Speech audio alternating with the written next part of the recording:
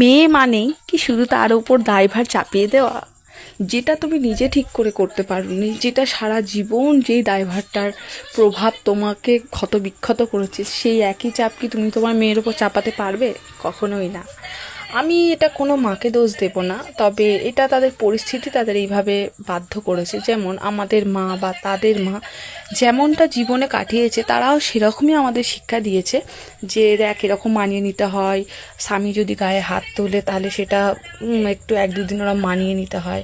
কিন্তু আমাদের এই জেনারেশনটা থেকে, মানে আমি মা হিসেবে বলছি, এটা এরপর থেকে স্টপ হয়ে যাবে। কোনো মা আর তার মেয়েকে এই বলে চাপিয়ে দেবে না যে কোনো ব্যাপার নয়, মানিয়ে নিবি, গায়ে হাত তুলেছে তো কী হয়েছে, ওরকম একটু একটু গায়ে হাত তোলে, এগুলো তোমাকে মানতে হবে।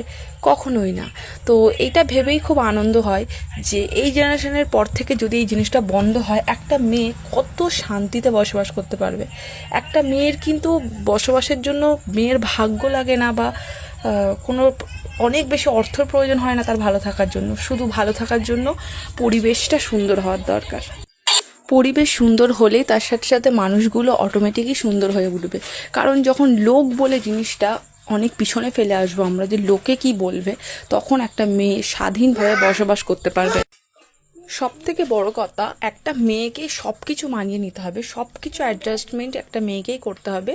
এই কথাগুলো কখনোই আমি আমার মেয়েকে এই শিক্ষাটা দেব না। তাই একটা মেয়েকে কখনোই আমরা এটা বুঝিয়ে বড় করব না যে তোমাকে পরের বাড়ি যেতে হবে, তোমাকে পরের জন্য বাঁচতে হবে, তোমাকে সারা জীবন পরের মানে দাসী হয়েই থাকতে হবে, তারা তোমার ওপর অত্যাচার করবে, তোমায় সহ্য করতে হবে। কখনোই না। তাকে এমন সুন্দরভাবে বড় করতে হবে, এমন আত্মমর্যাদা সম্পূর্ণ করে তুলতে হবে, যাতে তার মধ্যে এই বিবেচনাটা তৈরিই না হয় যে আমি শুধুমাত্র একটি পরভোগী বস্তু, শুধুমাত্র পর উপকারের জন্যই আমি তৈরি হয়েছি। কখনোই না। তাকে নিজের জন্যও বাঁচতে শেখাতে হবে।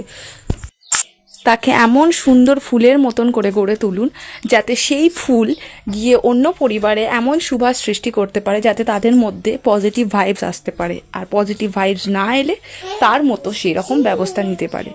অবশ্যই মেয়েকে মানাতে শিখতে হবে, কিন্তু সব ক্ষেত্রে নয়, দুদিকেই মানালে তবে একটা মেয়ে মানাবে।